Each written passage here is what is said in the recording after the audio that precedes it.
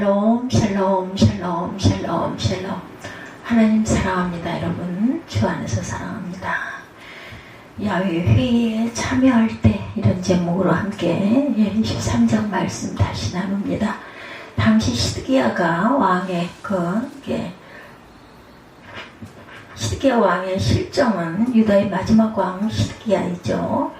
처음에 한 바벨론 정책을 펴다가 친바벨론 정책을 펴다가 애국이 점점 강자로 떠오르자 친애국 정책으로 선회를 합니다. 그래서 바벨론의 보복으로 결국 유다는 멸망의 길을 가게 되죠. 이쪽 저쪽 눈치 보다가 결국은 망한 것입니다. 그는 애국과 회의했고 바벨론과 회의했고 외교관들과 회의했고 신하들과 여러 번 회의를 했지만 하나님과의 회의는 대수롭게 생각하지 않았다. 대수롭게밖에 생각하지 않았어요. 그는 하나님의 뜻을 묻지 않았고 하나님의 음성을 듣고자 아니했다. 하나님의 회의에 참석하고자 아니했다라는 거죠. 시드기야 왕의 잘못된 정치입니다. 백성이나 종교 지도자들도 마찬가지였다. 당시의 백성들도 마찬가지였고 심지어는 종교 지도자들까지도 그러했다는 것입니다.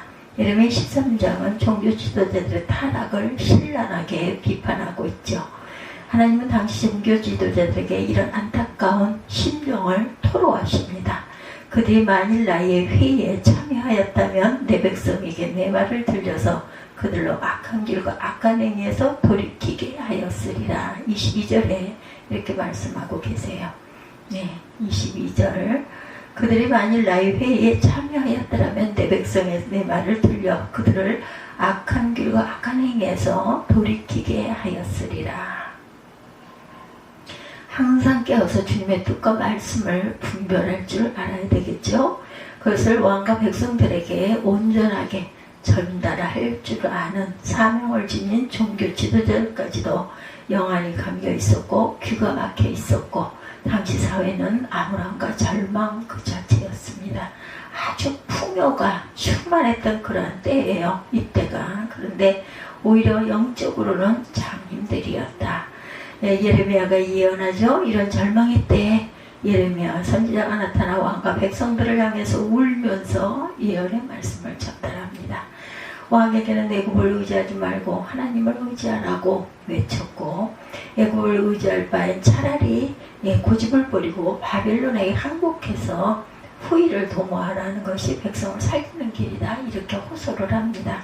예레미야 23장에 나타난 예레미야 예언에서 우리는 다음과 같은 두 가지 교훈을 얻게 되는데 주님의 통치를 기대하라.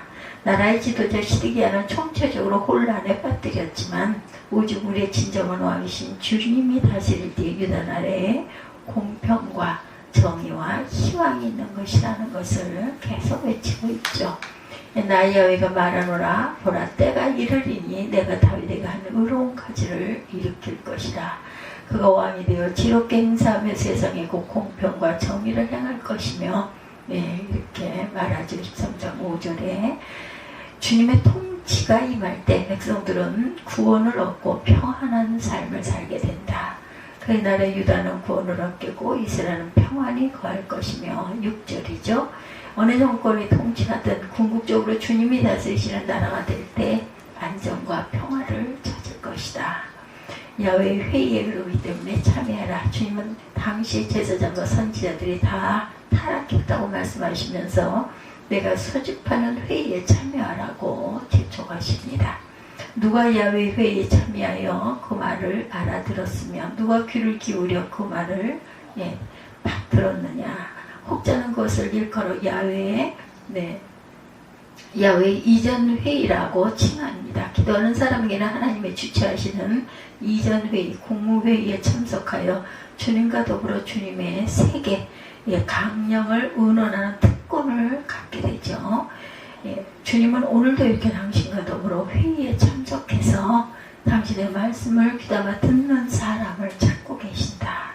연말연시가 되었어요. 그렇죠? 여러 가지 모임과 회합이 많은 시즌이기도 합니다. 이럴 때일수록 하나님의 소집하는 회의에 우선순위를 두셔야 할 것이다. 지금 우리 시대에 이렇게 주의 음성을 듣는 지도자들을 필요로 하고 계십니다.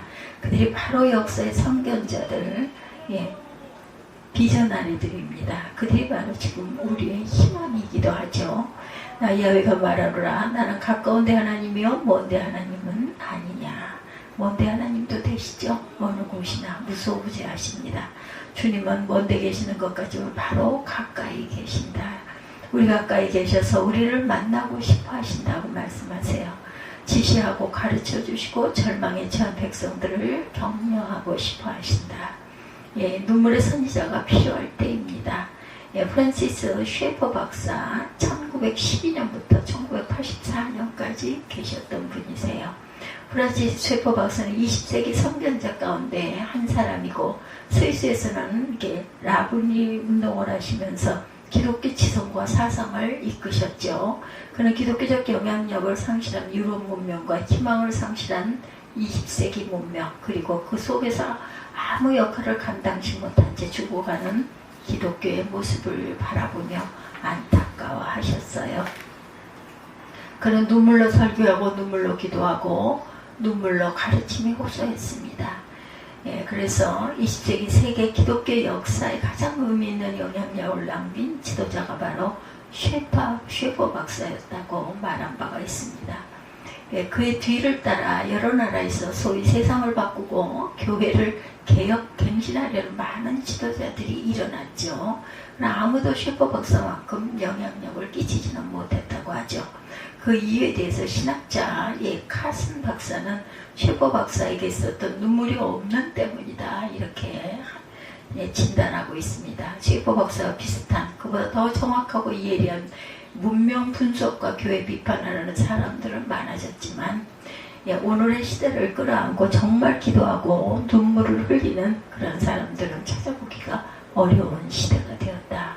카슨 박사는 우리 시대를 바꾸는 것은 단순한 정의가 아니라 심한 긍휼을 지닌 정의다, 이렇게 지적을 합니다. 예레미야 같은 눈물의 선지자가 필요할 때가 바로 오늘날이다. 지금 우리 시대는 다시 한번 예레미야를 필요로 하고 있어요. 예레미야의 별명이 눈물의 선지자이죠. Weeping Prophet. 그러나 지금은 울면서 먼저 하나님을 만날 때마다 울면서 그분의 음성을 들을 때라는 것이죠. 울면서 야훼 회의에 참여할 때가 바로 오늘이다. 이번 연말 야훼 회의에 참석하는 시간을 보내시기 바랍니다. 그렇게 새해 계획을 세워보십시다. 성탄절이 끝난과 동시에 조용한 그 회의에 참석하려고 하시는 분들이 많으실 거예요. 다시 희망을 말하자. 이렇게 울며 야훼 회의를 참석할 때 우리는 다시 한번 희망을 말하게 될 것이다. 우리가 참으로 그분을 만나 뵙고 회의한다면 우리는 희망을 안고 일어날 것이다. 폭풍 꽃도 변하면 희망꽃이 되죠. 아프리카 최남단에 있는 희망봉 있죠. 그러나 그 원래 이름은 폭풍의 것이라고 합니다. 카펠 오브 스톰. 그 지역은 너무 폭풍이 심해서 지나던 배들이 많이 좌절되었기 때문이라고 해요.